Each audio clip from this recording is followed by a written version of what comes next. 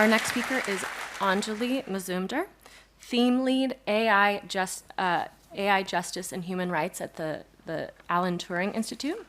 Her work bridges computer science, design, law, and policy to promote responsible AI and data governance. Anjali was ministerially appointed 2012 to 2018 to serve on the Canadian National Committee to advise on responsible data collection and use of DNA. She is currently an elected council member of the Royal Statistical Society and serves on the Research Advisory Board of the Educational Testing Service. Anjali Mazumder's talk is titled Frontiers of Fairness, Socio-technical Challenges to Algorithmic Fairness and Justice. To you. Thank you, Julia. Can I just... Oh, sorry. Nope. There we go. So I think similarly was tasked to give an overview of algorithmic fairness, but also from a justice perspective as well, which I will not be able to do an all-encompassing talk. But I will try to give, from my own perspective and observations, what I have come to sort of recognize, also drawing from multiple disciplines. So part of it is that my own background comes from statistics, and in particular decision support systems and information theory. But I also have backgrounds in psychometrics and a little bit of human rights. And the team at Turing is a mixture of computer science and law, with others from sort of anthropology or ethnography as well. And we have a focused sort of mission in our team around, as many others do, around enabling or ensuring human-centered computing for the benefit of all. And I will conclude with potentially a slightly disheartening kind of statement, but I hope that there are actually many tangible and opportunities and mechanisms within there that we can all hold on to and develop. So this is basically a little bit of a whistle-stop tour. And so I thought I'd start off with, since I was tasked with this, the concepts of like fairness and justice. And so while we're all here around one of the main principles that has, I think, taken quite a prominent space in at least the academic literature, as well as operationally, to address algorithmic fairness, there is the issue or concept of justice as well. And Derek might also be touching on this as well. So I think part of this is really understanding what we mean for a system to be fair, or also unfair, or for a system to be just and unjust, and where a system may be one and not the other. And that still might be legally all right, or in a particular context, but have implications in other ways. And so this is where, it's really thinking about what do we mean. And so part of this is also around, are we trying to achieve fairness from a process perspective or an outcome perspective? And justice also has these different concepts of like distributive justice, compensatory justice, etc. So I think it's really recognizing these different aspects and what are we actually trying to achieve when we look to either design, develop, deploy, and also monitor these systems, and whether or not they will change over time as well. I think this really needs no introduction for many of us. We recognize that actually some of these biases are coming from different aspects of the actual data in itself. These are different, there are different technical terms around the sampling bias or measurement bias, representational bias in the data set, to how it's the actual systemic structures or historical inequalities in infrastructures, to the design, and and how we design these systems and who designs these systems to the actual application and use. And I've provided sort of, this is drawing on some of the work that was a collaboration spearheaded by an anthropologist, Alexa Haggerty, that I was part of, which was really at the time of COVID, looking at some of the cascading effects of health inequality. And in particular, where we were seeing a very big push, and whether we want to say it was AI or not that was being pushed, was definitely algorithmic responses at the time of COVID, and a wide range. But also, it was not just in health applications directly, but in a broader public health and public safety, where we saw the reuse of some systems for different purposes. So I think Krishna also kind of touched on this, where there was the recidivism and algorithmic sort of compass study that was done. And that same algorithm was actually used to determine whether or not to release certain people from prison because of overcrowding in the prison system and the risks of COVID overtaking. So you can sort of see how these things have cascading effects as well in other ways in other sectors. And so we can't see them as just independent. Some of my current work is also within the health sphere, which is looking at the issue of where we often see electronic health records, which will have different features and variables, particularly around race and ethnicity. And depending on who is actually collecting it, might be a nurse that's collecting information and making an observation. It may be an individual, and how we see ourselves and how others see us will make a difference in that. So this is going beyond the sort of representation side of it. And so it's really looking at how can we benchmark racial biases within electronic health records to then amend and address health inequality.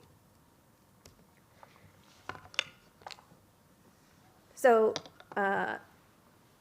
also what is quite well known, and Krishna has also sort of touched on this too, is that there are different metrics for fairness from a technical perspective.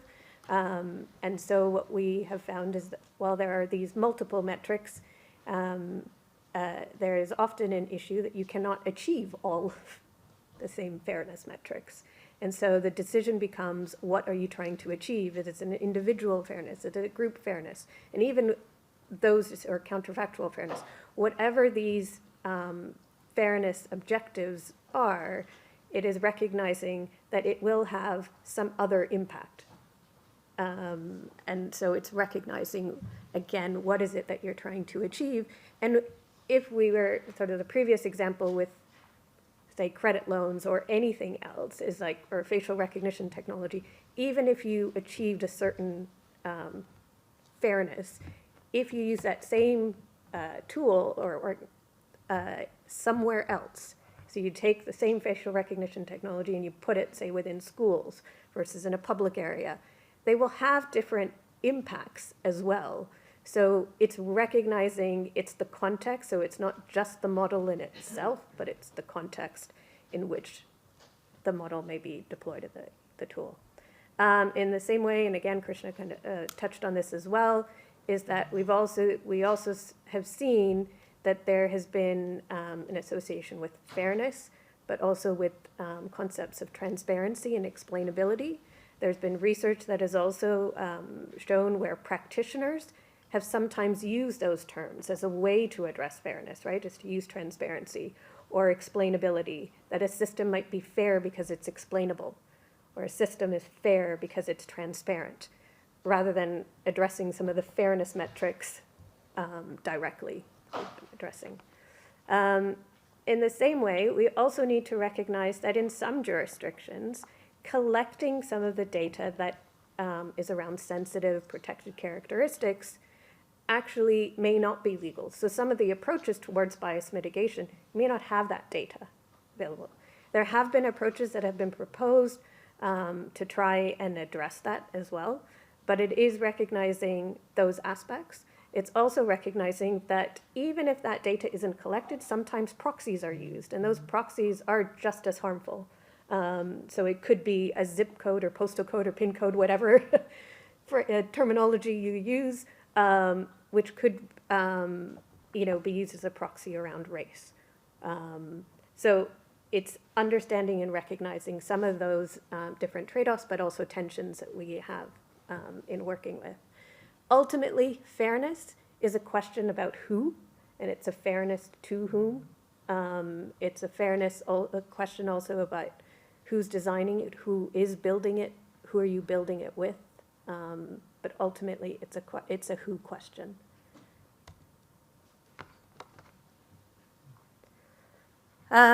So some of the approaches, which might be unsurprising, that while I do tend to take a probabilistic expert system decision support and sort of a modular approach to how I look at many of the mechanisms, that I also take on sort of from a human rights, rule of law and democracy perspective, and of course that touches on participation or participatory AI mechanisms to try and address what we at least want to achieve from a fairness perspective or from the type of system that we are either designing, developing, deploying, at whatever stage that is.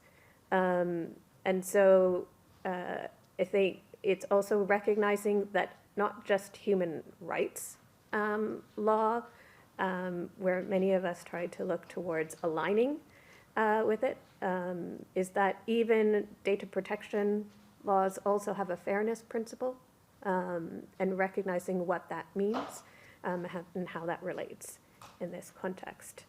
A key area has been around participation to address bias in some ways, but also to try and again get to these features. So some of my focused work has been around understanding what are some of the bottlenecks in industry to achieving participation, and how do you avoid participation washing, just as we kind of hear about ethics washing, as well as to recognize or understand that some of the people that are going to be most impacted, right, disproportionately, are groups that are marginalized, vulnerable, or underrepresented, right? So even if it's something about privacy, so not necessarily a fairness metric per se, is that might disproportionately harm somebody who is in a refugee or in some other sort of characteristic, or in an intersectionality of some of these issues of LGBTQ+ and a refugee, etc. So it is trying to, we've been developing a framework that is recognizing how can you actually meaningfully engage with these groups of people throughout the life cycle, the technology AI life cycle.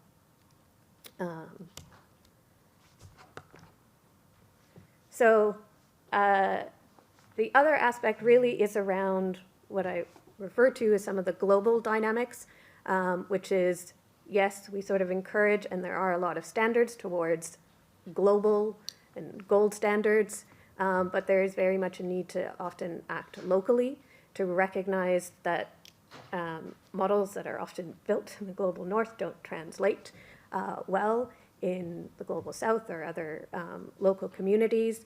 And in many contexts, this is can be about decolonizing AI. It can also just be around really recognizing that if you're in the African continent or in South Asia, you have many ethnicities, you have many languages, and those are the things, the contexts that need to come in. And actually what we're addressing is what we refer to as the long tail. And so that there are several instances of these, several small instances of these. And so it's how do we kind of work within in that context. It's recognizing some of the upstream, so we've heard about labeling, some of these large language models, et cetera, or images, to the downstream harms. So it's all across. The other aspect is recognizing the political economy of the AI supply chain, not only tensions about chips or just recognizing the stack, and also issues around transparency and accountability of what's happening, and not always recognizing, if you bought a AI tool, it's still sitting on some cloud infrastructure that might be another company. It might be using another system. And so we've seen this particularly in some harmful ways in the humanitarian sector. And I see my humanitarian colleagues in the room. And so these become particularly important in terms of recognizing who has access to various parts of the architecture and what is invisible. So to quickly wrap up, it is encouraged often taking a whole systems approach, which is recognizing sort of the societal aspects, so around the people and defining what is fairness, what is trying to achieve, the technology, as well as organizational. So part of this is thinking about the infrastructure for technology as well. And the organizational includes the policies and the processes, right? So these are not to be handled independently, but that it is very much an integrated whole systems approach and consideration. So ultimately, I see this as the concept towards benefiting all and issues of fairness is a wicked problem. There's always going to be a little bit of a tension of which group, of who, which mechanisms, and ultimately requires really bringing together technical mechanisms alongside legal and other mechanisms in part. And I will wrap it up there.